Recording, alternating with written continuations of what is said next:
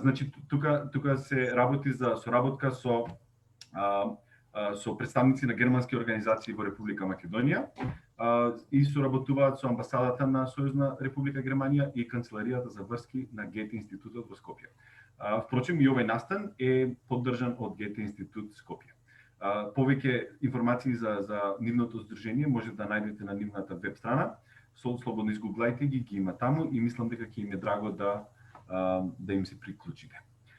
Значи имаме едно здружение кое што е малку посеопфатно, кое ги вклучува сите овие соработки и ние кои што сме стриктно за преведувачи, толкувачи, иако имаме и придружни членови, лектори. И сега би сакал нешто да кажам за Ксенија, накратко, импресивна биографија, значи ако фатам цело во ова да го читам и не можам ни да го склопам толку кратко, ќе кажам само дека е една од најпознатите преведувачки од германски кај нас. Многу активна била една од основачите на културниот центар ЦК и невладината организација Центар за драмски уметности Тихаус од Скопје. Ова било едно од првите ангажмани. Не го спомнувам за џабе, го спомнувам заради тоа што после ќе зборуваме за некои општествени тенденции, каде што мислам дека Ксенија ќе може да не просветли. Исто така, била стипендист на програми на неколку фондации, остварила студиски престои и работела како кустос во музеот Штатлихе Кунстхале Баден-Баден. Се надевам дека него искасапив имено. Со книжевен превод се занимава од 2004 година и досега објавила повеќе од 30 преводи на книги и соработувала со различни издавачки куќи од Македонија. Во библиографијата видов дека соработувала со Или, Сигма Прес, Готен, Арс Ламина, Магор и Конгресен сервисен центар. Генерално преводите се проза, романи, но не е само тоа, заради тоа што преведувала и драми, книги за деца и поезија, конкретно за Струшките вечери на поезијата и за меѓународната веб страница Lyric Line.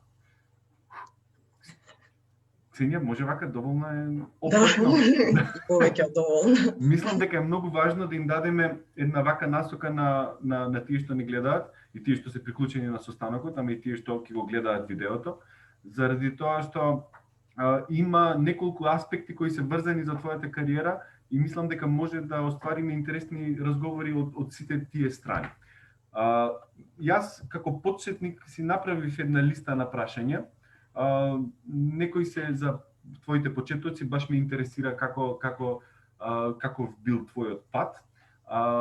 Еден сегмент ми е за статусот на јазикот и статусот на преведувачот тука и во Германија, заради тоа што ти Ксенија живееш во Германија, така што мислам дека ќе можеш баш да ни посочиш на некои конкретни работи кои што се случуваат таму.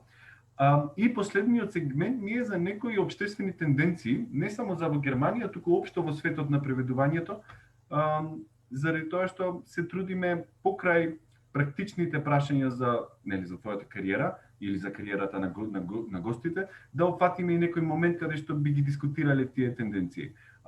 Имавме многу успешни дискусии на претходните 3 вакви кафиња со преведувачот и мене искрено лично ми е многу мера кога можам да си дискутирам со колеги кои што ги почитувам на тие теми. Ксенија, ај добре ни дојде. Добро ве најдов. Најпрво да ви се заблагодарам за поканата и за организацијата на овој настан. Јас никогаш не сум била во центарот на внимание, сум многу возбудена. Значи ви благодарам тебе на Елена за организацијата, конкретно меѓутоа и на Маријана Палашевска и на Саша Андреевски од Здруженијето за германско-македонско пријателство и соработка, на чија иницијатива се случува овој разговор.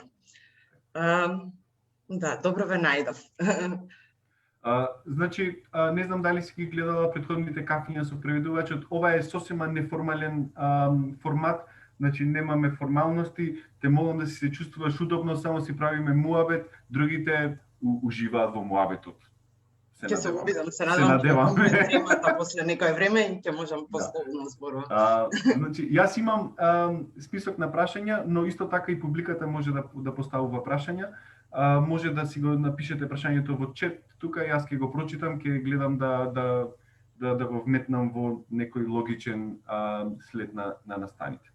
Ксенија, дај да почнеме од почеток, навистина тоа ме интересира. Како си почнала да се занимаваш со литературен превод најпрви? Навистина, знам дека може да звучи како клише прашање, ама навистина ме интересира, заради тоа што претпоставувам дека патот на германистите е малку различен од тој на англистите. Да, не би можела да зборувам за англистите, меѓутоа кога размислував на кој факултет да се запишам, навистина се запишав на германски јазик и литература со цел да преведувам подоцна литература. Како мала, да речеме, не знам, беше сон да бидам писател и во еден момент откако сватив дека нема да бидам тоа и дека немам доволно приказни за раскажување, мојата идеја беше тогаш ќе ги преведувам туѓите и ќе им го дадам гласот всушност на вторите од германското говорно подречје на македонски. Сепак има некој мој дел во целата приказна. Додека студирав, преведував можеби помалку за маргина или пак за не ми текнува како се викаше тогаш списанието кое што се издаваше на филолошкиот факултет. Знам дека го уредуваше Жарко Којунџиски. И потоа мојот почеток всушност е многу едноставен, како дојдов до првата книга, а тоа е, мислам дека се отвараше точка во тоа време и надвор седев со Владимир Јанковски и тој застана со Ненад Стеовиќ од Или Или, кој току-што ја отвараше заедно со Игор Ангелков издавачката куќа Или Или и му рече: "Ова е Ксенија, току-што завршена преведувачка и мислам дека треба да ја ангажираш." И така всушност почна мојот ангажман како преведувач. И првото искуство беше всушност со Шлинк и со читачот. Ненад во тоа време, како вистински уредник, работеше многу со мене. Заедно работевме всушност на текстот и многу научив од него за преведувањето и потоа некако работите сами по себе си се наредија. Не преведав толку интензивно се додека не дојде големиот проект за сите дел од светската книжевност, тогаш претпоставувам сите германисти бевме многу повеќе барани од претходно. Тогаш е моментот кога најквалитетните преводи се направени во историјата, така? За тоа, за жал, не можам да го кажам. Дури ни за моите преводи, затоа што се работеше под преголем притисок. Временски моравме да завршиме се колку што е можно побрзо. Имаше премногу книги за преведување и колку што беше тоа шанса за нас да дојдеме до преводи, толку беше и, да речеме, не знам, делумно катастрофално. Јас не се осмелувам да си ги читам моите преводи се уште, но сигурно верувам дека ќе најдам грешки доколку ги читам. Чисто. Значи, Владимир те препорача кај Ненад и си почнавте со работа. Да. Владимир беше во Готен тоа време, не? Не, Владимир Јанковски тогаш беше писател и исто преведувач. Добро, окей. И сега, почна ти со преведување, што те задржа и зошто ти не работиш во некој кол центар за германски, што се толку многу распространети? Мислам дека тоа е голема мака сега и на германисти и на англисти. Многу полесно наоѓаат работа во кол центри како рекрутери во некои продукции, седат на LinkedIn и демнат профили, а не се занимаваат со превод. Верувам дека тоа е полесниот начин и побрзиот начин да се заработат пари. Да бидам искрени, од превод не се заработува. Единствено што може да ти биде мотивација за да преведуваш е само љубовта кон литературата. Инаку, реално јас не знам некој што се збогатил од превод, ниту тука, ниту во Германија, ниту во Македонија. И тоа за толку најчесто хонорарите се многу мали, така што единствената мотивација е навистина љубовта кон јазикот, кон јазиците и кон литературата. Да. А зошто не работам во кол центар, претпоставувам бидејќи тоа не е мојот повик. Да. Меѓутоа, и јас работам други работи. Ти веќе спомена дека сум работела за различни фондации, за различни културни центри и во моментов работам исто во еден музеј во Германија, така што основните приходи ги добивам од друго место. Ама и овие споредни приходи ти се според македонски стандард, заради тоа што соработуваш ти со македонски издавачки куќи кои што сигурно не ти исплаќаат германски хонорари тебе. Така. Еве да претпоставиме дека ако работеше ти според германски стандард, со германски издавачки куќи со такви хонорари, ќе беше доволно? Не, читав пред да го водиме овој разговор, читав некои статистики за да се подготвам малку. И сите анализи тие прават годишни статистики колку во просек заработуваат литературните преведувачи и да речеме максимумот кој што се заработува е околу 20.000 евра, но тоа е бруто, откако бидејќи сите најчесто преведувачите сами се осигуруваат, тоа значи дека тука отпаѓаат осигурување за пензиско, за здравствено, даноците тука се многу поголеми отколку во Македонија. И на крај им останува подпросечна плата. Меѓутоа, она што да речеме за што се најмногу загрижени е пред се дека кога ќе одат во пензија ќе бидат всушност сиромашни. Значи тие си работат фриленс и си уплаќаат сами и данок и Да, тука има и јас сум член на таа се вика социјална каса на уметници. Верувам дека и во Министерство за култура има некој сличен модел на кофинансирање на слободните уметници.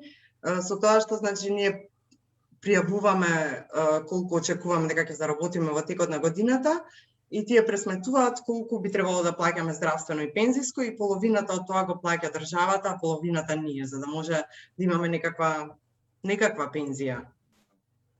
Значи во секој случај дури и во Германија преведувачите мора да си имаат некоја стабилна државна не државна, се зафркавам, ама значи мора да имаат мора да имаат некоја значи стабилен приход на средства за да може да си преведуваат што сакаат. Да, најчесто преведувачите остануваат преведувачи со тоа што преведуваат многу технички преводи, кои што носат едноставно пари, многу повеќе отколку литературните преводи, така некако се обидуваат да опстанат во приказната, да. Меѓутоа не има лесно ни тука и нешто што прочитав и што ми беше многу интересно е дека мажите преведувачи се уште заработуваат повеќе отколку жените преведувачи во Германија. Зборуваме за литературен превод, да. Дека во издавачките куќи мажите очигледно успеваат да се изборат за повисок хонорар од жените. Интересно. Не знам како е статистиката кај нас. Треба да се распрашаме да видиме. Ако има некој од нашите информации, значи тука дај напишете да споредиме со Германија како е. Претпоставувам и во Германија си има здружение, некоја асоциација, друштво на преведувачи кои што се трудат да ги регулираат цените, да предложат некои смерници, некои насоки. Да, тука има многу силно здружение на преведувачи. Тоа е здружение на литературни преведувачи и преведувачи на научни трудови. И тие се многу активни во однос на тоа дека се борат цело време со различни комисии во парламентот, дискутираат за тоа како да се заштити преведувачот, се борат многу за авторски права, за тоа дека издавачките куќи мораат секогаш да го споменат на насловната страница, на корицата на книгата да го напоменат преведувачот. Исто така во сите критики во весниците мора да стои името на преведувачот по можност и веднаш во првиот ред, бидејќи тој се смета практично за коавтор на едно дело. И се борат за цените и се борат исто така за тие се како советодавно тело за луѓе кои што почнуваат да преведуваат и доколку станат членови може да се консултираат, тие ги поддржуваат во наоѓањето на издавачка куќа или стапувањето во контакт со различни лектори, значи има целосна поддршка во таа смисла. И плюс ги менаџираат сите стипендии кои што се доделуваат и сите награди кои што се доделуваат за преведувачи. А морам да кажам дека тоа во однос на... Имаат, значи, издействувано? Значи за цената не, меѓутоа за споменувањето на преведувачот на насловната страница секако дека имаат. Во Македонија исто почна тој тренд. Знам дека почна со Антолог пред 2-3 години. Тогаш имаше дискусија на една Facebook група дали е тоа воопшто во ред, бидејќи би требало да се стават во тој случај дизајнерот на корицата и лекторот. И јас не сакам да го умаловажам трудот на дизајнерот и на посебно не на лекторот. Меѓутоа таа дискусија за мене беше знак колку всушност е неважен преведувачот во Македонија. Од друга страна, доколку се најдена некоја грешка во преводот, на Facebook групите ние сме буквално мета и веднаш сите не напаѓаат колку лошо нешто сме превеле. Дури ако извадено надвор од контекст, ако е земен дијалект, кој што преведувачот очигледно се решил дека треба да биде преведено на дијалект и тогаш се зборува нели колку лоша работа завршил преведувачот во целата приказна или доколку има вулгарни зборови.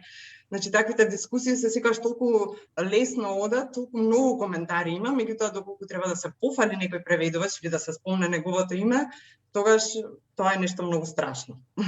Многу интересно, мислам дека многу подлабок проблем од колку што сите мислат. Заради тоа што тие го врзуваат со како се воспитуваат децата. Јас ги следам тие групи, значи тие ми се онака секојдневна нервоза, си ги читам за да знам до кај сме, што треба да се поправа. И таму пишува, значи, како сте смееле вакви вулгарности да напишете, деца ќе го читаат ова, како не ви е срам.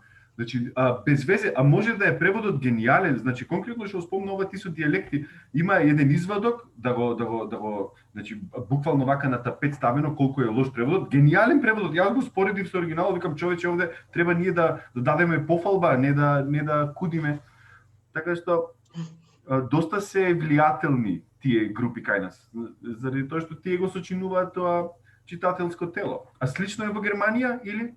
Има такви групи на читатели кои што си земаат за право да критикуваат, пример, не знам, работи во аптека, ама вели преводот на оваа фраза не е овде погоден, треба да се оди поинаку. Не, меѓутоа, тука да речеме во однос на доколку се спореди со Македонија има многу повеќе критики во весниците и се пишува многу повеќе за преводите.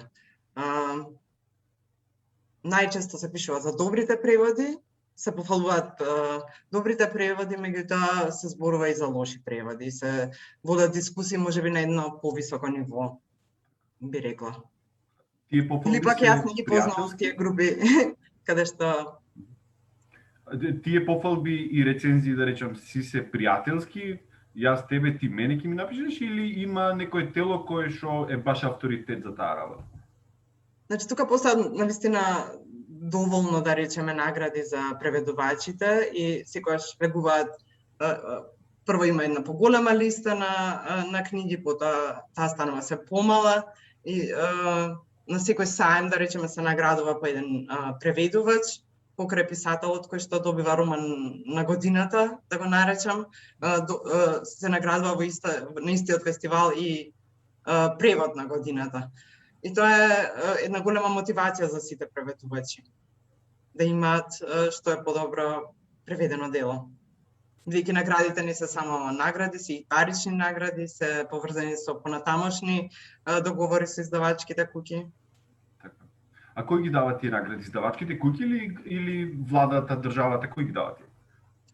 Различно. Голем дел постојат награди кои што ги даваат, да речеме, ги даваат одредени покрајни. Речи се секоја покрајна има награда за превод. Меѓутоа во тие да речеме комисии седат новинари или литературни научници или преведувачи, писатели кои што ги доделуваат наградите. Исто така и има во Германија, да речеме, многу литературни куќи. Тоа се центри каде што се случуваат литературни настани, постои издружение на литературните куќи кое што исто така доделува награда. Тоа е како студиски престој некој или? Не, литературните куќи се само вмрежени заедно. Меѓутоа постојат и многу не се тоа студиски престои, туку се наречени стипендии најчесто тука, каде што смееш да одиш во различни, значи многу од литературните куќи имаат плюс нудат резиденции и доколку добиеш стипендија можеш да останеш еден месец некаде и да работиш само на твојот превод и плюс да добиеш пари за престојот. Значи да немаш никакви трошоци во тој месец. Јас претходно, пред да се организираме јас и ти за разговорот, имав слушнато за оваа стипендија средба на книжевни преведувачи, која што ја организира литературен колоквиум Берлин. Таа многу често ја среќавам кај добри преведувачи и автори од Германија, често кои ни доаѓале на струшки вечери, значи во биографијата тоа е напишано и секогаш знам дека го ставаат како некој доказ за тоа колку се добри, претпоставувам. Исто така видов дека си била и стипендист на резиденција за преведувачи во Гудзиген и тоа е поддржано од Гете институтот, така? И што значи тоа? Кај те праќаат, кај одиш, како изгледа тоа? Јас никогаш не сум бил на таква резиденција за преведувачи, баш ме интересира. Значи таа резиденција можам да ми ја препорачам на сите германисти, бидејќи се распишува еднаш годишно и на две места, значи едното е Гудзиген, тоа е на Балтичко море и другата е центарот Хелерау во Дрезден. И јас можам да зборувам само за Гудзиген, дека таму престојува во еден замок. Многу често бев единствена во замокот. Имав своја библиотека во која што можев да работам еден месец и се на располагање, да. Стипендија што додека бев таму и обезбедено јадење и пиење, за ништо да не мораш да се грижиш. Обично така изгледаат тие резиденции. И тоа лично вака тебе како ти влијаеше? Сигурно е тоа мотивирачко многу. Во замок да се будиш и да треба да пишеш. Морам да кажам дека иако бев на Балтичко море и реално не дека не се шетав од време на време, меѓутоа во тој месец бев најпродуктивна воопшто во мојот живот, бидејќи бев сама, седнав и преведував. Да. Значи си се почувствувала испочитувана дека статусот на преведувач ти бил препознаен, да речем.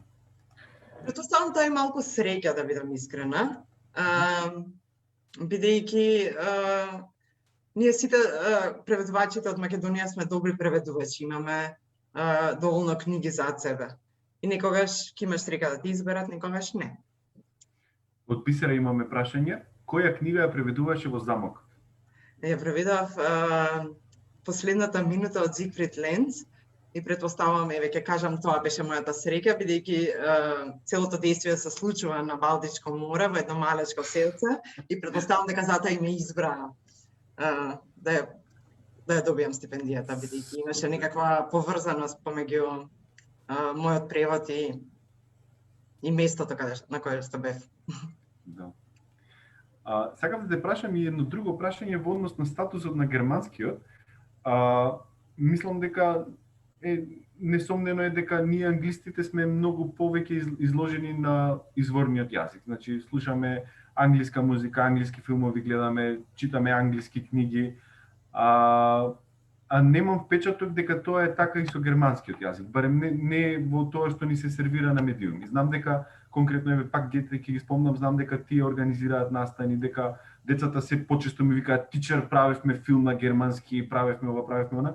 Гледам дека има голем напредок во однос на тоа. Но ме интересира дали таа изложеност или неизложеност на јазикот е позитивна или негативна работа.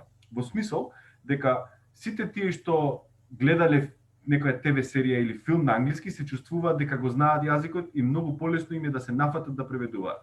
Што викаше Драги Михайловски, сега и врапчињата знаат англиски, па сите преведуваат. Претпоставам не е таков случајот со германистите. Иако тоа е наивна идеја, да мислиш дека го знаеш јазикот од одредена серија и дека можеш да преведуваш, бидејќи не се работи само за познавањето на изворниот јазик, туку се работи за познавањето на македонскиот. Претпоставам дека додека студиравме немаше да ни дојде лошо да имаме повеќе контакт со германскиот јазик. Јас дури откако завршив и почнав да одам во Германија, сватив колку не знам германски. И тоа е еден предизвик. И тука имам чувство дека цело време учам. Дека постојано ми поставуваат некои луѓе прашања зошто не преведувам од македонски на германски, но јас имам чувство дека никогаш нема да се осмелам да преведувам од македонски на германски, бидејќи тоа не е мојот мајчин јазик и плюс имам постојано чувство дека не го знам доволно. Меѓутоа тоа важи и за македонскиот, да бидам искрена. Сега не бев 2 години во Македонија и одеднаш немав доволно книги на македонски за читање, имав чувство дека го заборавам јазикот. Јазикот е жива материја и ако не работиме и на двата јазика паралелно, тогаш нема да бидеме ни преведувачи, предпоставувам. Така, да. Прашањето ми беше во смисол дека нема нелојална конкуренција, односно дека не се чувствуваат подготвени тие таков калибар на луѓе да преведуваат, така што не е слично на англиски, каде што има агенции кои што врбуваат млади студенти, па дури и помлади некои, заради тоа што им кажале дека знаат англиски и ќе работат за некоја мизерна цена. Не мислиш дека можеби така е стварно? Да, тоа е предност на германскиот, навистина. Бидејќи не сме толку многу преведувачи и знам дека, например, кога во последниот бран од тие книгите од светската книжевност, повеќето издавачи почна да се обидуваат да ни ги симнат хонорарите, да ни ги симнат цените и ние германистите без да се договараме, сите рековме дека не работиме за тие пари. И претпоставам да, тоа е луксус што можеме да си го дозволиме бидејќи не сме толку многу колку англистите. Меѓутоа, од друга страна, ако не се заштитиме, никој нема да не заштити. Бидејќи постојат, морам да признам, че јас имам соработувано речи со сите издавачи во Македонија и повеќето се коректни во однос на цените, бидејќи знаат дека тоа е голем труд што го вложува преведувачот. Од друга страна, ги разбирам и издавачите дека пазарот во Македонија е многу мал, многу пари мора да се вложат за да излезе една книга, а профитот од испечатената книга е смешен, бидејќи се продаваат премалку примероци. Меѓутоа, ние мораме да држиме до цената за да можеме да обстанеме, бидејќи доколку работиме за 2-3 евра, тогаш навистина нема никако да ни се исплати преведувањето. Јас имам уште едно прашање вака по-генерално, поопшто за германскиот. Не знам дали ти имаш реално некоја информација или некој чувство заради тоа што живееш таму, ама сега после Брекзит, мислиш дека ќе се смени нешто во однос на статусот на германскиот? Мислиш дека можеби ќе има повеќе фондови за превод од или на германски јазик, ќе се смени нешто или нема да влијае тоа? Мислам дека не, да бидам искрена. Не верувам дека тоа ќе игра нека улога во однос на литературниот превод. Морам да кажам дека значи конкретно за германски јазик, меѓутоа и за другите јазици постои мрежата Традуки која што каде што смееме да аплицираме, каде што издавачките куќи всушност смеат да аплицираат. И во Традуки се значи исто така Гете институт, меѓутоа и Про Хелветија од Швајцарија и Австриското министерство за култура.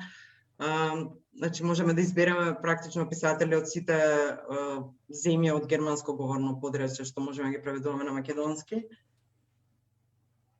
И не знам зошто го спомнав ова, веројатно сакав да кажам дека има доволно поддршка веројатно, така?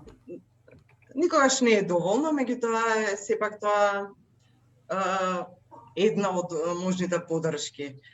И сметам дека е многу добро затоа што таквиот вид на конкурс ни дозволува ние самите да истражуваме и да им предлагаме на издавачките куќи книги што би сакале да ги преведеме. Обично издавачките куќи се разбира дека тие си имаат своји издавачки политики и ние треба да се прилагодиме на тие издавачки политики, меѓутоа за мене е голем предизвик цело време да бидам во потрага по нови автори кои што би можела да им ги предложам и на тој начин, не знам, да некое ново име да внесам да донесам во Македонија.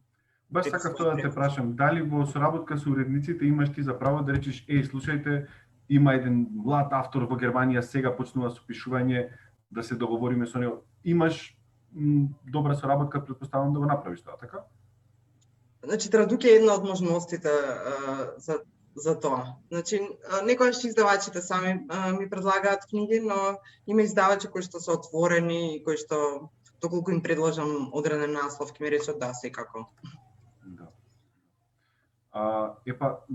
Го спомна Ненад на почетокот или спомна за уредниците. Си соработувала некогаш со уредници во Германија или знаеш какви се практиките таму? Се по-строги, покрути, поорганизирани од нас? Можеш некоја споредба да ни направиш за уредниците конкретно? Таму, тука, веќе сум во моментов во Германија, најголемата улога играат лекторите во издавачките куќи. Бидејќи лекторите се тие со кои што треба да стапиш во контакт доколку сакаш да преведуваш книга. Лекторите се тие кои што работат со тебе на секој превод и пред се не работат само за да нема печатни грешки или да биде тоа литературен јазик, меѓутоа буквално работат на смислата на секоја реченица. И тие се најстрогите читатели, да речеме. Издавачите, најчесто се големи издавачки куќи во Германија, значи Google, каде што излега неколку од македонските изданија, можеби помала издавачка куќа каде што уредникот претпоставам дека ги чита сите изданија што излегуваат, меѓутоа во најголемиот број случаи лекторите се тие кои што имаат главната улога и главниот збор во однос на тоа дали одредено дело воопшто ќе се преведе, како ќе се преведе, кој ќе го преведе и како ќе изгледа на крајот. А кај нас овде? Кај нас овде имам различни искуства. Значи има лектори кои што многу темелно ги читаат преводите, има лектори кои што навистина ги читаат преводите и ги поправаат печатните грешки. Од издавачките куќи постојат секако уредници кои исто така ги читаат и книгите. Не би можела да кажам за сите книги, меѓутоа голем дел ги читаат пред да бидат издадени. Пред да продолжам со другиот аспект, каде што имам неколку прашања, сакам да те прашам едно така малку полично прашање. Многу ми е симпатично кога преведувачи споделуваат нешто за нивните работни навики. Пример, си имаш ти некоја работна навика, нешто секогаш, пример, седнуваш да преведуваш со чај, со кафе, нешто или си флексибилна, немаш проблем, било каде можеш да преведуваш? Во принцип можам навистина каде било да преведувам. Дури го користам секој момент дури на работа кога немам работа. Понекогаш преведувам. Меѓутоа имав 3 години од животот каде што бев вистински преведувач, односно маш ми работеше, јас смеев само да преведувам. И тоаш навистина го имав тој ритуал, прво да си сварам кафе и потоа да седнам и да преведувам. Не знам како другите преведуваат, ама јас кога ќе почнам да преведувам една книга, сакам да стигнам до крајот, па дури потоа ја читам еднаш и ако го имам тој луксус да си дадам повеќе време за да имам некаква дистанца кон преводот, ја читам уште еднаш после, да речеме, 3-4 недели. Ако не ја читам веднаш после првото читање, најчесто е така, да читам веднаш по првото. Или да речеме, ако преведуваш поезија, примери ти фали стих, немаш инспирација. Што пишуваш? Ставаш прашалници или ставаш некој зборче нешто? Тоа ми е многу интересно заради тоа што кај многу преведувачи имам видено различни практики, различни тенденции. Што ставаш ти? Го пишувам на германски. Го ставаш на изворен, Да, го ставам на германски. Си имам изнагледано прашалници. Значи вака е низа 5-6 прашалници кои што некогаш не го виделе преведувачите кога го праќаат преводот и сега пример сум бил во позиција на јазична редактура да видам како изгледа тоа, да споредам коректура на превод и гледам прашалници, човече. Ама е многу симпатично заради тоа што претпоставам дека имаме некои работи кои што ни се слични, кои што слично ги работиме. Значи ти си седиш таму во музеј, во Баден-Баден и си инспирирана од целава атмосфера и си преведуваш на работа. Да, морам да кажам дека мојата канцеларија воопшто не изгледа како во музеј, тука е канцеларија. Така што обкружувањето не игра баш битна улога, меѓутоа не е замок. Користам секој момент. За поезија претпоставаме најтешко и таму имам најмногу прашалници, како и секој. И некогаш навистина дури за една песна ти требаат неколку денови, бидејќи едноставно мораш да ја оставиш песната, да правиш нешто друго за потоа спонтано да ти дојде одреден збор. Јас традиционално ти ги имам прочитано сите преводи, барем за Стужки вечери што се за поезија. Ми беа уживање право, заради тоа што навистина се гледа дека е сработено како што треба и фатено е се. За Шлинг, 7 книги имаш од Шлинг преведено, така? Претпоставувам. Така броев. Една е заедно со Јофи Данчева. Ти одговара на твојот профил на преведувач? Во смисол, чекај малку да го преформулирам. Значи, откако почна со првата книга, читачот беше, мисля, че ни првата книга, така 2004 беше? Секунда, 2004 читачот. До 7-та, поминати се бајаги години. Ти легна некако стилот, знаеш, му ги фаќаш стапиците му? Да, за среќа кај Шлинг нема многу стапици, барем не јазични, значи неговиот стил е лесен и ми легна. Некој, не знам, некој некогаш ме нарече шлинговист, но јас не се доживувам себе си така, иако уживам да го преведувам Шлинг, бидејќи веќе го познавам толку долго, иако не лично. Меѓутоа да, ми е убаво да го преведувам. Сега ги преведувам најновите раскази и тоа е така. Едноставно, да речеме, бидејќи се сакаме, бидејќи сме доволно долго заедно. Доволно долго сте заедно. Баш во таа насока и го терав муабетот. Значи веќе си навикната на неговиот стил, знаеш што да очекуваш, претпоставувам. Не е слично со поезија, така? Конкретно за фестивали ти праќаат 3, 5, па и 10 песни нека се. Немаш увид во целото творештво, не можеш да фатиш поетика некогаш. Како е твоето искуство? Значи, поезија ми е најголемиот предизвик и најтешкото нешто за преведување, бидејќи секој збор е свет за себе. Од една страна, од друга страна, има толку значења во еден збор и ти секогаш мораш да се одлучиш за едно од нив. И секогаш е прашањето дали е тоа вистинското. И не знам, некогаш и 10 пати ќе прочитам една песна и мислам дека ќе имам 10 различни мислења за тоа кој збор треба да го изберам. Но не сум преведувала, да речеме, збирка поезија. Така што не знам какво би било искуството доколку навистина навлезам во стилот на одреден автор. Обично преведувам 3 или 4, 10 песни, меѓутоа тоа е тоа. Друго е чувството кога ќе прочиташ цела збирка, си формираш едно цело мислење. Има некој го фаќаш сензибилитетот едноставно на книгата. Имаме прашање од Бисера, што ќе кажеш за искуството со Јелинек? Беше ли предизвик? Да, беше. Преголем. Ово претпоставам на германистите повеќе им значи од мене, ја не знам кој е предизвикот, те молам. Бидејќи таа е тешка авторка, со многу тежок стил, со многу долги реченици, со измачувачки действија. Претпоставувам Елена дури би можела повеќе од мене да каже, бидејќи пишуваше магистарска на таа тема, колку што знам. Да, токму и тоа сакав да те прашам, мале понатаму. Едно од моите прашања беше во тој стил, како ти беше искуството во преводот со Јелинек? Кога јас прв пат ја читав Јелинек уште 2004 година, таа уште не беше преведена на македонски, реков ова нешто јас не би можела никогаш да го преведувам. Но баш ме интересира еве конкретно како ти беше искуството со преводот на Јелинек, пошто знам дека не верувам дека многу преведувачи би се нафатиле да ја преведуваат.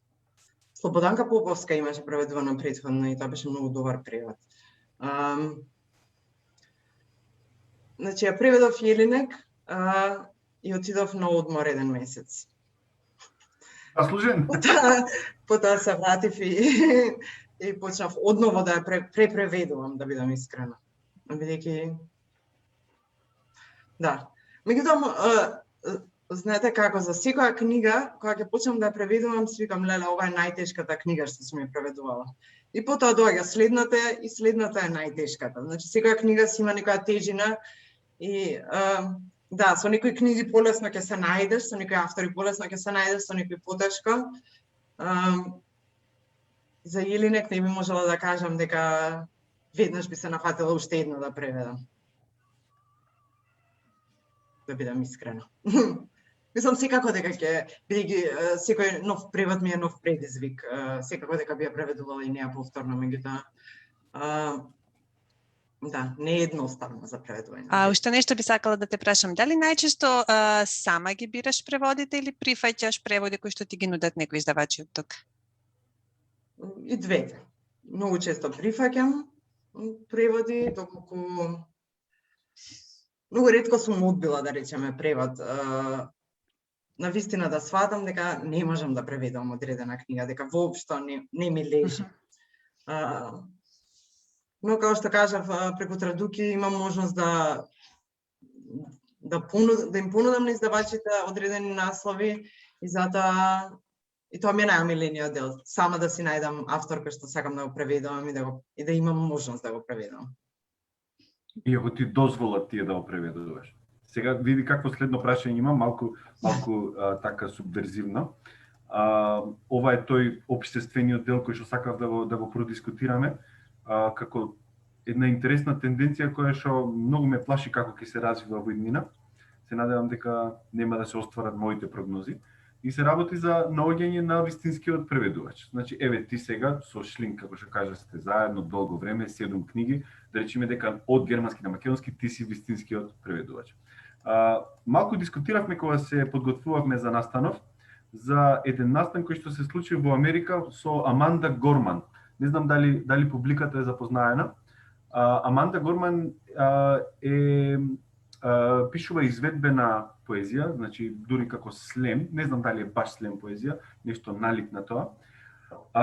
Каде имаше настап за Џо Бајден како беше тоа инаугурација, како и да се вика, да, многу ми е тежок избор.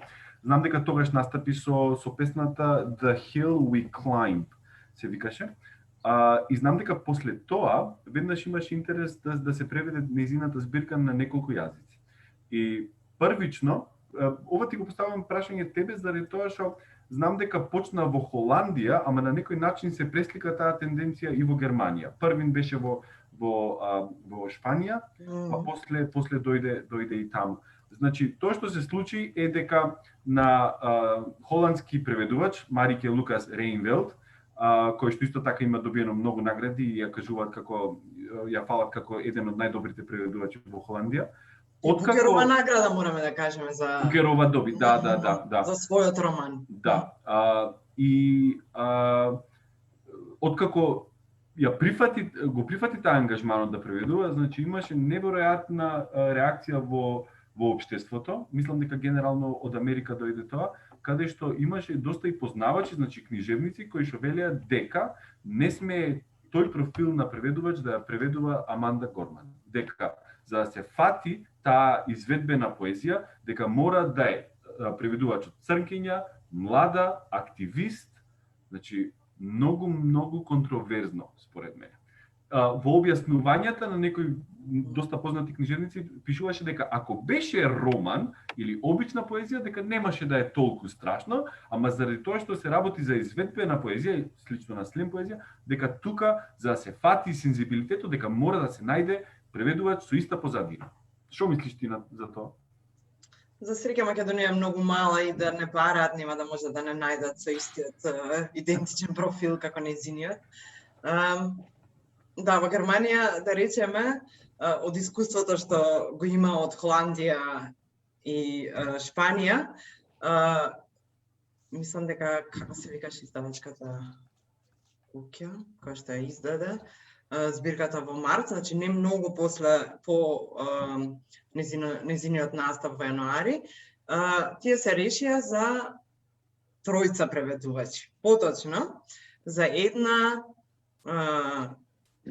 професорка со фокус на миграција, и меѓу другата новинарка и борец за човекови права, една феминистка новинарка и една преведувачка. За да идат на сигурната варијанта дека се ќе биде преведено како што треба. дека ќе биде пренесено, дека ќе го има тој момент на феминизам, ќе го има моментот на африканската заедница, да речеме, во Америка и тој револт и таа борба преку застапени преку професорката за миграција, која што е експерт практично за на темата. Меѓутоа, откако беше преведена, да речеме, откако беше преведена книгата, најголемата дискусија беше зошто биле толку политички коректни. Во смисла дека на сметка на изразувањето на револт се откажале од многу други значења на песната. Од тие наивните значења на зборовите. Значи, бидејќи поезијата е тоа, како што претходно кажав, секогаш мораш да се одлучиш за едно значење. Иако во еден збор, поготово на германски, се содржани милион. И ти мораш да одлучиш во која насока ќе ја водиш песната што ја преведуваш.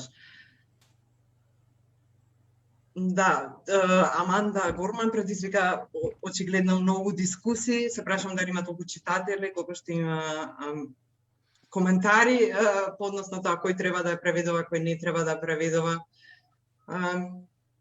Значи, Јас не можам да го разберам, не можам да го оправдам тој тренд, да бидам искрена. Го разбирам моментот дека преку неа зборува гласна една цела заедница. Меѓутоа не верувам дека само затоа што некој белец ќе го пренесе полошо тој глас на заедницата. Значи, тројца преведува една песна заедно, значи партнерски. Една книга, збирката. Цела книга, а тоа сите ги работеа сите песни или сите си поделија само песни? Ова е за миграција песна, еве земја ти. Не, мислам дека колку што знам работеа во тим.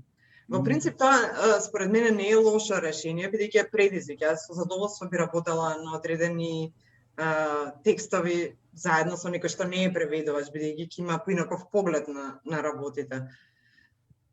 Меѓутоа, како што кажав, кој да ја преведуваше, ќе имаше некаква критика и некакво мислење во однос на преводот во Германија. Бидејќи покрена бран од критики незината песна и незината збирка. Мислиш дека може ова да ескалира во иднина? Да имаме слични случаи? Верувам дека не знам дали во таа насока, меѓутоа, еве да речеме кај нас, значи германските издавачки куќи исто бараат биографија од преведувачот и го консултираат секогаш авторот дали смее одреден преведувач да ја преведува книгата. Например, во Зурукамп знам дека е така. Значи пред се мора авторот да се согласи, иако мене не ме познава, меѓутоа да види што се сум преведувала за да ми дозволи да ја преведам одредена книга. Много интересно. Така што претпоставам дека тоа постои некакви критериуми кои што ги имаат издавачките куќи. Меѓутоа дали ќе оди сега во вакви крајности на според нели заднината што има одреден човек како минато или според бојата на кожата да биде добар или лош преведувач. Се надевам дека нема да биде така. Да. И јас искрено се надевам дека нема да е така. Сакав нешто слично да те прашам во однос на тоа познавање на позадината и во однос на сензибилитетот. Еве ти не си родена во Германија, иако веќе подолго време живееш таму. Добро ја познаваш историјата, можеш да ги лоцираш настаните кои што се случуваат во изворните дела, имаш доволно знаење за тоа, има истражување, како го решаваш тоа? Многу научив, да бидам искрена. Не знам дали случајно или ми е таков сензибилитетот, меѓутоа повеќето книги што јас ги предлагам имаат некаква врска со национализмот и со Холокаустот. Не би можела да кажам од која причина тоа ми станало некаква обсесија. Меѓутоа, да, за секој превод е потребно, не за секој, меѓутоа за многу од преводите е потребно истражување. Германците многу интензивно се занимаваат со својата историја. Во многу од романите пишуваат за минатото, за Втора светска војна, за тој товар што го носат со генерации од национал-социјализмот, дека има речиси во секое семејство постои дедо, прадедо кој што бил национал-социјалист. И тоа е тема на вистина во повеќето од романите. Така. Ама претпоставам дека си имаш ти пристап до информации за тоа да е пријатно искуство, да не е измачувачко, така? Претпоставам. Да. Во принцип го имам маж ми кој што е историчар до мене за повеќето од меѓутоа има бидејќи живеам во Германија многу лесно доаѓам до информации. Значи тука има во библиотеките се што ќе посакаш. Дури на интернет денеска исто така се доаѓа многу полесно до информација отколку пред 20 години кога почнав да работам. Сега спомнавме и слем поезија, знам дека кога се подготвувавме, малку зборнавме за твоите почетоци дека сте имале што беше тоа? Работилници за слем поезија? Што беше тоа? Да.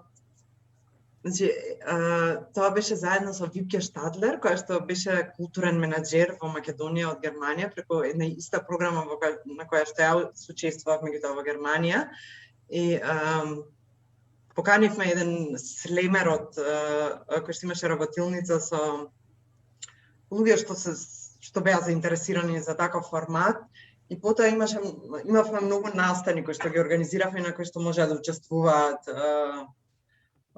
поети, меѓутоа и обични луѓе кои што едноставно сакаат да настапуваат, да речеме. И од таму колку што знам, потоа сега постои вистинско здружение на слемери кои што одлично си ја работат, да. Супер моди, сега таму се пренџува Игор Трпчевски. Не знам, Афродита Никола беше брзо многу активна. Мислам дека дури на светскиот шампионат не представуваше и многу добро помина, дали четврта беше, колешка ми ја обожавам.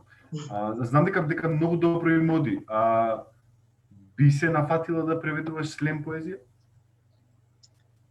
Не. Си имаш убедување?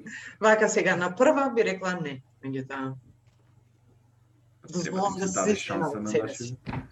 Треба на нашиве слемери да им се даде шанса да се преведени.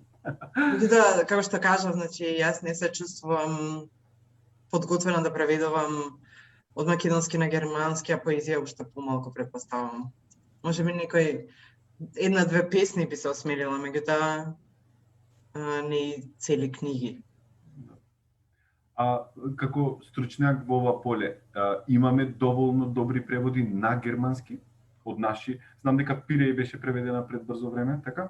Знам дека поистакнативе поети од кај нас имаат преведувачи. Знам дека Никола Маџиров има добри преводи на мислечи на германски, така? Што мислиш за тоа? Добро сме представени? Подобро отколку порано. Значи, во моментов Бенјамин Лангер е единствениот преведувач кој што преведува романи од македонски на германски и тој навистина е многу вреден и многу се труди да ги внесе македонските автори на германскиот пазар. Да, за поезија, во однос на поезијата подобро стојат работите, бидејќи Александар Зицман ги преведува Лидија Димковска и Никола Маџиров, меѓутоа колку што знам Елизавета Линдер преведува на својата страница Слово Култ. Постои Вил Флирт кој што преведува, меѓутоа не знам колку е активен во моментов. Во секој случај со појавувањето на Бен се сменија работите и навистина има повеќе романи од македонски писатели на германски. Морам да речеме сега најновиот превод е Мојот маж од Румена Божаровска и нема да ви се верува, најголемите весници пишуваат критики за романот и тоа е просто неверојатно кога ќе прочиташ дека од македонски автор има критика. Румена растури периодов. Франкфуртер Allgemeine Zeitung. Румена растури периодов, значи и представи спремаат според нејзини раскази, ја преведува. Сега ние и амбасадорка, прва амбасадорка на Вавилон, ние на конкурсот за најдобар млад преведувач, така што многу ни е драго. Инаку и таа утре има настан со Europe House, да го гледате во 6 сатот, најдете на Facebook, ја има. Јас имам уште едно прашање. Две. Уште две прашања, јас завршувам, ќе им даваме шанса на другиве малку. Сакам да те прашам дали доволно си го задоволуваш поривот со превод? Ти дошло некогаш, ти те инспирирал тој превод некогаш да седнеш да напишеш нешто твое, сепак си по музеи, по замоци, или доволно ти е преведувањето? Не. Навистина свесно во животот се одлучив дека сакам да преведувам, а не да пишувам. Иако верувам дека преведувачите имаат потенцијал да станат многу добри писатели, бидејќи познаваат толку многу стилови, бидејќи се толку интензивно се занимаваат со речениците. Понекогаш навистина си посакувам кога читам одредени писатели, се прашувам зошто не седнале да се преведат некој сроден јазик, за да видат дали реченицата им тече. Дали реченицата им има смисла. И затоа верувам дека преведувачите навистина имаат потенцијал да бидат многу добри писатели. Меѓутоа јас нема да бидам тоа. Како да си се преведат во на сроден јазик? Например, на некој јазик што го познава, дали тоа ќе биде српски, не мора да е добар српски, доволна е самата идеја според мене да почнеш да си ја преведуваш мислата за да видиш дали ти тече, дали ти функционира. Малку на посвесно ниво да се издигне Да. целиот тој процес, така? Да. Јас го разбирам тој интуитивен момент на имаш приказна во себе што сакаш да ја раскажеш и ја пишуваш, иако верувам дека писателите се многу поструктурирани отколку само да реагираат на импулс. Меѓутоа забележувам дека кај помладите писатели дека не секогаш им се сите реченици осмислени до крај. Сега Иако има сакам супер, последно- сите се супер млади писатели, не треба да биде сватено како критика. Меѓутоа, Да, сакам да така. кажам во смисла дека преведувачот, верувам дека преведувачот има потенцијал да биде добар писател. Меѓутоа не значи како ќе биде. Јас искрено мислам дека имаме неверојатна генерација на млади автори. Значи сега да не почнувам со имиња, ќе заборавам сигурно некој, ама и мотивирани заради тоа што се случуваат читања, средби, работилници, така што многу надеж полагам во нив. Ја пак полагам како ја да сум некој фактор, па јас ќе полагам надеж. Се разбравме, така. И сега уште едно прашање јас имам конкретно врзано за твоите преводи. Ти кажав дека поезијата имам цела прочитано, ама сакав да се осврнам на книгава што ми ја подари последно. Значи кога ја читав, забележав дека некако многу од речениците ми беа во предминато. И вака читам и си викам, човече, види колку интересно, никогаш не имав забележано дека веројатно така функционира германскиот. И сакав сега да те прашам баш за тие сличности во однос на германскиот со македонскиот. Семантички, па дури во однос на сензибилитетот. Се послични еден на друг, отколку различни или обратно е? Како е? Значи, да, во германскиот Има смисла прашањево? Има смисла прашањево за тоа што секако. Значи, има многу тоа предминато време кое што многу често се употребува и ние во македонскиот секако се обидуваме да го избегнеме, бидејќи тоа не е типично за македонскиот јазик, колку што е за германскиот, да речеме. Меѓутоа во конкретната книга морав да го употребам бидејќи се работи за целата книга е раскажана преку различни години и преку различни ликови за да го доловам тој момент на нешто дека се случило пред да се случи друго дејство кое што ќе биде раскажано понатаму или е раскажано претходно, го употребав почесто од можеби посакуваното предминатото време. Во германскиот глаголот секогаш стои на второ место, доколку исто е како англиски, Исто е како на англиски, за значи минато. subject, verb, object, подмет, глагол, така? Да, и некогаш ние преведувачите не можеме да излеземе од таа шема или пак доколку нели претпоставам, да, и на англиски е така, дека за да образуваш минато време ги имаш глаголите има или сум и на крај го имаш глаголот во минато време. И тоа се тие наједноставните стапици на кои што знаеме често да паднеме. Од една страна да се држиме строго до структурата на реченицата во германскиот јазик, во оригиналот, И од друга страна, некогаш, бидејќи реченицата, не знам, половина страница, да го забораваме глаголот на крај. Значи збороредот е фиксен, како на англиски. Не е како kindness, да можеш да си играш. Да, претпоставив. Да, тоа е убавината и на македонскиот јазик, дека можеш многу повеќе да си играш. Меѓутоа, кога си навлезен во еден превод, не знам како има на другите преведувачи, некогаш не го забележуваш тоа. Дека си премногу навлезен во преведувањето и одеднаш ја преземаш дури структурата на и потоа кога ќе ти врати лекторот, не можеш да си поверуваш дека си направил такви грешки. Претпоставам дека тоа е полесно во однос на потешко ствари односно во однос на поезија, заради тоа што таму има малку пофлексибилен збороред, значи има други правила на игра. И уште едно, баш во последната книга која што читав, кога светлината згаснува, си читам, нели имаше сега во првиот дел е тоа каде што има една атмосфера, кажува за некоја операција што треба да се прави, хирурзи се спомнати и наеднаш има име Флајшхауер. И се викам, добро, окей, германско име некој Флајшхауер, а гледам после дека во фуснота е напишано дека тоа значи цепач на месо. Сега сакам да прашам, ова е често прашање кое што го поставувам и го дискутираме со колеги во однос на превод на имиња. Претпоставувам дека во конкретно во дело, ако веќе ми беше направена таа атмосфера на хирурзи, крв замислува, скалпели таму, и ако видиш цепач на месо, веројатно ќе ме задржеше фокусиран. Вака малку ме однесе со погледот малце долу горе, малку. Кој е твоето мислење за тоа? Значи во различни книги носам различни одлуки во однос на имињата. Тоа значи дека можеби немам некој цврсто мислење на темата. Меѓутоа, во конкретниот случај се одлучив да биде тоа на германски, бидејќи се споменува само еднаш. И сметав дека треба да остане германскиот шмек на името, да не го преведувам.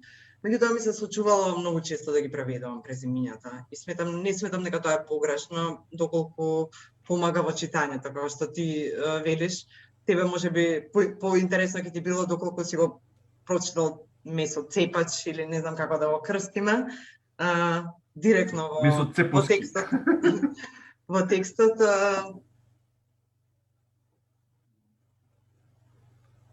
меѓутоа најчесто кога не знам, моја некоја правила кога се повторува одредено име, тогаш се одлучувам за некаква македонска верзија на името. Доколку се појави само еднаш, тогаш ставам на вага што е поважно. Кога истражував малку за Шлинг, видов дека уствари тој е фраер.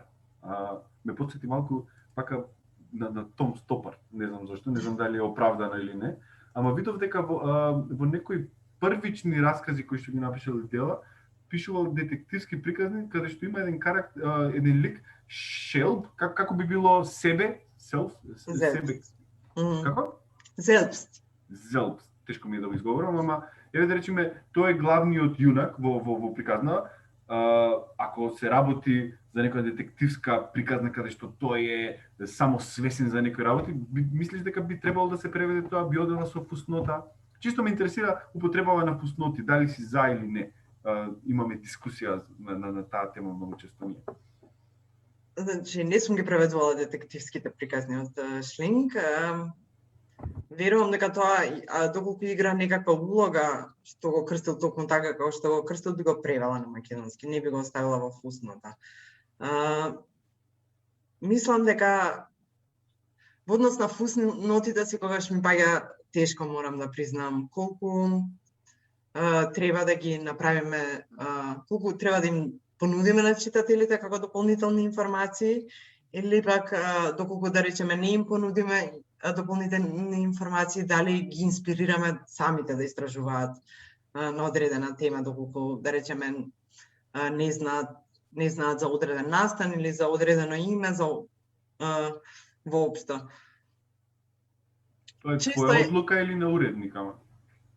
Најчесто е моја одлука, дали ќе ставам фуснота или не. Не претерувам со фусноти, меѓутоа некогаш мислам дека е убаво да има фуснота. да му дадеш на читателот дополнителна информација за нешто. Понекогаш дури сваќам дека тоа се може дури да им се чинат на читателите како банални информации, но мене во моментот ми биле многу интересни. Сум открила нешто и сум сакала да го споделам. Да, издавачите некогаш може да одлучат дека е премногу од фусноти, ама најчесто не е. Никогаш не е. Јас конкретно сум секогаш за фусноти, заради тоа што не знаеме која е читателската публика, не знаеш дали некој постар човек ќе го земе тоа што не врска нема кои се сегашниве трендови. Треба да ја објаснето според мене, секако не со претерување. Да, но не смеа да се подцена читателите, дека тие ништо не знаат и треба се да им објасниме. Со енциклопедија, да. Заедно, две во едно. Да. Елена, имаш ли некој прашање? Па, многу беше обсежен. Никола ги опфати сите прашања и дел од прашањата кои што размислував да ги поставам на Ксенија, да.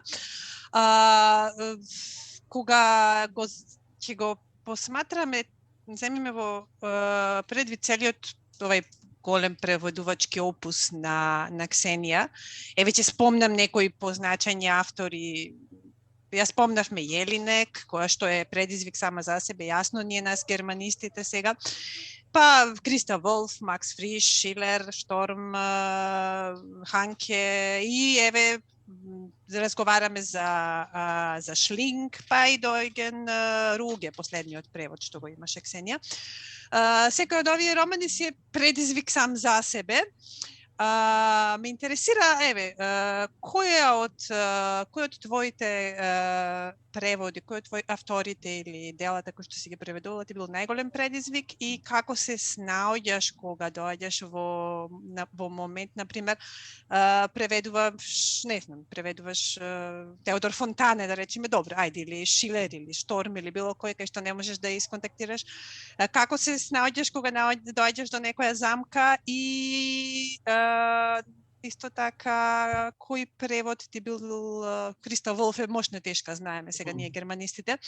Како, кој превод би го издвоила, со кој си имала најголеми потешкоти и како се решил проблемот на крај? Некој твое искуство, чисто за преведувачеве да знаеме. Ти некако ги избра токму сите со кои што сум имала тешкоти, да речем. Значи, од Ханке имам преведено неколку дела, но секогаш кога ќе прифатам нов превод од Ханке, се прашувам зошто. Значи, тоа ми е, да бидам искрена, постои, како што реков, предизвик во секој превод, меѓутоа кај Ханке многу често е измачување. Себе измачување во кое што на моменти уживам, но и на моменти не уживам воопшто. Криста Волф ми беше исто така премногу тешка за преведување, но тогаш се нафатив и немаше враќање. Мартин Валзер исто така со една книга, иако него го сакам како писател, меѓутоа книгата која што ја преведував ми беше премногу несфатлива, затоа што се тоа фрагменти од негови соништа, од негови автобиографски моменти, кои што се постојат многу недоречености, додека преведував книгата, си мислев ова кога ќе го чита некој ќе мисли дека преведувачот не знам што правел, на Google преведувал или спиел додека преведувал.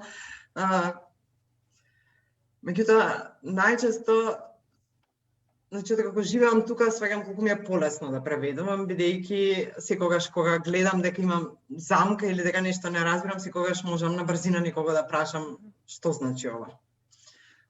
Додека бев во Македонија, тоа траеше додека да најдеш германец, кого што го познаваш и да го замолиш да ти објасни можеби што значи одредена реченица, секогаш траеше многу подолго. Значи, тоа е во однос на писателите кои што не се веќе меѓу нас. А како ти оди со современите писатели? Дали добро комуницираш со новите автори кои што ги преведуваш? Да, меѓутоа не комуницирам со сите. Постојат писатели кои што едноставно ги преведувам и нема потреба, значи еден шлинг сигурно нема да се занимава со преведувач од Македонија. Дури да сакам да си поправиме муабет. Меѓутоа постојат писатели дури кои што самите ме контактираат и ме прашуваат дали имам тешкоти, дали ми треба помош во однос на одредени реченици. Например, преведував за Арс Ламин, еден автор од Луксембург, кој што имаше голем дел на луксембуршки, иако книгата беше официјално на германски, и тој самиот го нашол контактот преку издавачката куќа, иако јас најдов пријател од Луксембург кој што ми помагаше со значењата и ми прати список на сите преведени луксембуршки диалекти, сите делови на луксембуршки на германски, ми кажуваше кои тешкоти ги имале другите преведувачи, па ми објаснуваше за нивните тешкоти. Така што во принцип писателите, поготово доколку се млади писатели, се многу поотворени за соработка и им е многу важно доколку се преведува одредено дело, нивно дело, да биде тоа преведено како што треба и затоа имаат и време, претпоставувам, да стапат во контакт со секој преведувач. Меѓутоа не често имам контакт со преведувачите, со писателите. Со поетите? Со поетите имам, бидејќи сум многу несигурна, најчесто сум несигурна дали сака ова да каже или она да каже, и тогаш, иако да речем од Струшки вечери на поезијата ние ги добиваме преводите на англиски, кои што исто така помагаат да видиме, меѓутоа тоа исто може да значи дека преведувачот на англиски се одлучил за едно решение, а можеби поетот има сосема поинаква идеја која што стои за песната. Така. Јас имам уште едно прашање за Ксенија. Мислам, малку ќе ја вратам назад на преводот на првото издание на читачот на Шлинг. Шлинг има неколку изданија, или не знам 3-4 колку се точно, затоа што е многу читана и ден денес се бара да се чита. Значи, првото издание беше 2004, Ксенија, така? Да. И не знам, многу години подоцна, значи работејќи нешто, истражувајќи на интернет, јас најдов еден, мислам, не сум го читала искрено твојот превод на Шлинг, али барајќи нешто друго, преведувајќи, работејќи, не знам што, најдов на еден научен труд објавен на Филолошки факултет кај нас 2015 година во зборникот таму од професорката Емина Авдич, сега си ја знаеме ние, која што направила еден многу убав труд насловен преведувањето на правната терминологија од германски на македонски по примери на читачот на Бернард Шлинг. И го зела првото издание што било и сега таму имаше посочено многу работи, не знам сега дали си ти во текст за се што станува збор. Јас искрено си го прочитав цел, затоа што искрено професорката имаше направено многу добри примери дадено, речиси целиот текст беше со примери на кои места како преведуваме, на пример, зошто параграф треба да го преведеме со члени, зошто во македонскиот јазик правната терминологија треба да биде строго така и така преведена. Зошто порото треба да не биде порото, туку во македонскиот суд треба да биде судски совет, на пример, и такви некои работи. Целта на нејзиниот труд беше книжевниот превод е едно, но кога имаме вакви зборови кои што се од правна или не знам каква терминологија, треба да се држиме до некоја строга, до некој строг речен. Ме интересира дали вакви слични гледишта на нашите преводи, на твоите преводи искрено ти помогнале подоцна во работењето. Затоа што ова се работи за еден од твоите први преводи, ако не и првиот превод, нели? Како гледиштето на професорката? Да, на професорката ова. За жал го немам читано нејзиниот текст, не знаев дека постои. 2015 година ја објавам. Да. Но не знам, не сум сигурна дека го делам нејзиното мислење дека, да речеме, правната терминологија мора да се задржи во книжевниот превод. Мислам дека книжевниот превод сепак дозволува, смееме да се дозволиме одредени работи што, да речеме, правно мораме да ги именуваме точно такви какви што се. Да напишеме судски совет место порота, например, не знам, мене ми е поприродно да речем порота, иако може би дури лекторот ќе ме врати и ќе рече не, ова е судски совет. Секако може јазикот е жива материја го разгледуваме од различни аспекти и имаме различни гледишта на работите. Меѓутоа, верувам дека не смееме да го гушиме, поготово не во литературниот превод. Дека таму смееме дури да си дозволиме и одредена слобода да измислуваме зборови, ако треба. Германскиот има толку многу кованици и некојаш мене ми е многу симпатично, ако да пробам, доколку можам да вметнам некоја кованица што сама ќе се измислам и на која лекторот ќе рече, добра, ајде, ќе пројде. И мислам дека тоа се креативни решенија кои што го збогатуваат одреден јазик и дека треба да смееме да си го дозволиме тоа кога преведуваме. А не да се држиме строго до сите правила. Так, да. Океј, фала ти. Толку од мене. Да имаме некој друго прашање. Мислам дека навистина опативме многу аспекти. Јас се уморив од муабет. Ако немаме прашања, тука можеме да завршиме. Ксенија, фала ти многу. Јас навистина уживав во разговоров. Многу ни е важно да ги направиме тие паралели и за статусот на преведувачот, и за статусот на јазикот, и за како се движат тие процеси во Германија и кај нас. Мислам дека ти си таа рскавица која што е многу важна во целото тоа. Така што јас се надевам дека и публиката тука ќе се охрабри да ги следи некои тенденции, како на пример тоа што спомна, некако да се избориме за името на преведувачот да стои на насловна страна. Тоа е една од заложбите на Сдруженијето на преведувачи и толкувачи. Се трудиме тоа да го оствариме, се надевам дека ќе вроди со плод, се надевам дека ќе имаат слух не само издавачите, туку општо како што каже и читателите. Значи, јас морам да кажам дека издавачите навистина се отворени дури за таа идеја и воопшто не се против. Сметам дека како здружение вие сте на многу добар пат да издействувате одредени промени и воопшто со овие разговори придонесувате во голем дел за тоа да се здружат преведувачите на некој начин. Колку што знам, имате и програми за менторство со студенти. Мислам дека тоа е исто така еден важен момент за кој воопшто не се зборува во Македонија. Во Германија постојано се зборува за тоа како да се мотивираат луѓето да станат книжевни преведувачи. Јас учествував во една програма за која што ти раскажував, каде што, значи, тоа беше конкурс на кој што требаше да се пријават преведувачи кои би имале проекти со млади меѓу 14 и 18 години со цел да ги запознаат што значи литературното преведување и на некој начин да влијаат на тоа повеќе луѓе да се запишуваат на литературен превод, бидејќи тука тоа е насока само по себе. И воопшто да се третира литературниот превод како предмет во училиштата. Тоа е следната цел, да речеме, да не се третира или да биде застапен воопшто во часовите по литература, да биде застапен како превод, како поим, што значи да се преведува одредена литература, дека не знам Хари Потер не го напишал германец, туку го напишал одреден автор и тоа е преведен на германски од тој преведувач. Во таа смисла, да речеме, сите ваши акции се во таа насока да се мотивираат младите да преведуваат.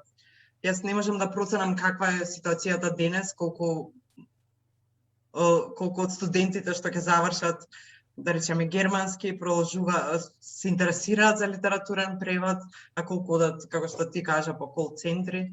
Предпоставам дека тоа е полесниот пат. Има. Еве конкретно да издвојам дека лани победник на конкурсот за најдобар млад преведувач Вавилон беше за превод од германски јазик, германски на македонски, да. И секоја година имаме по неколку преводи од германски, така што се интересираат, да. Ние како здружение морам да кажам дека навистина многу се трудиме, сето тоа е на волонтерска основа, заради тоа што ние чувствуваме нека одговорност да дадеме нешто кон општеството, да ги мотивираме нашите помлади колеги, да споделиме некои искуства, некои знаења, преку конкурсот, преку менторската програма што ја спомна, преку конференции, читања, но мислам дека некогаш се потребни и настани и промени на повисоко ниво. институционално ниво, би рекол, дори од највисоко ниво. Мислам дека се надевам дека тие литературни центри кои што ти ги спомна, претпоставам дека си добиваат некоја поддршка, да речеме, од Министерство за култура, од држава, така? Мислам Да, тие се поддржани или од покрајините или од самата влада, повеќето од програмите. Чекај да видиме, Буба Љубица ни бара збор. Ова бара збор ми е како за она, како процедурално. Ајде, Буба, 2 минути процедурално има. Парламент. Микрофон, Буба. Би сакала на Ксенија и на вас двајца да се заблагодарам за оваа прекрасна средба. Јас не сум германист, ама сум книжевен преведувач. Се што мислам за преводот, Ксенија го кажа. Значи, толку ми дојде добро, што гледам дека некој ги има истите дилеми, истите приоди, слични и така. Исклучително убав разговор и опфативте буквално се што може да преведувач да го интересира. Благодарам многу на сите тројци. Благодарам вам. И благодарам на сите што присуствуваа. Јас не очекував дека ќе има волку заинтересирани што толку време одвоја за да ме слушаат. Како што кажав, никогаш не сум стоела во центар на внимание и да зборувам за својата професија. Обично ние преведувачите сме зад книгите, а не пред екраните. Толку убаво одговарате на секое прашање што апсолутно не можев да се тргнам. Не ме случам како слика цело време, меѓутоа на вистина еден професионален убав разговор многу вреди. Многу благодарам многу за ова. Баш Фала многу. Сега имаме ние следачи на Facebook, не гледаат. Ова ќе си биде ставено на YouTube.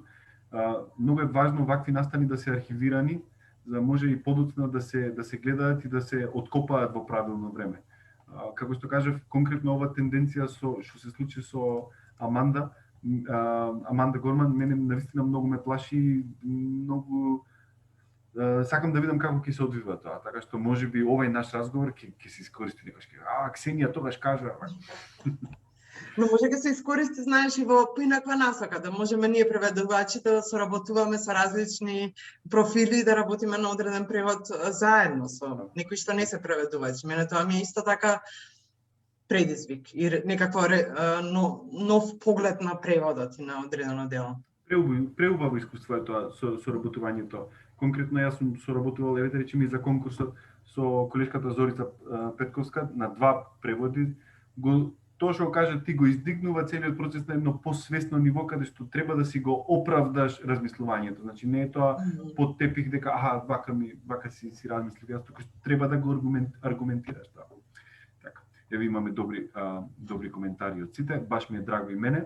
Мислам дека се опативме. Јас се надевам дека, здравје Боже, од септември натаму ќе може да си ги организираме овие кафиња со преведувачи и во живо.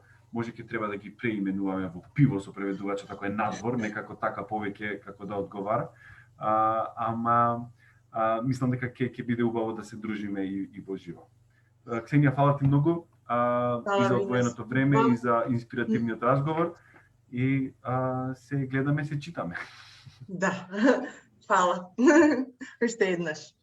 Ете така. Поздрав. Чао. Поздрав, чао.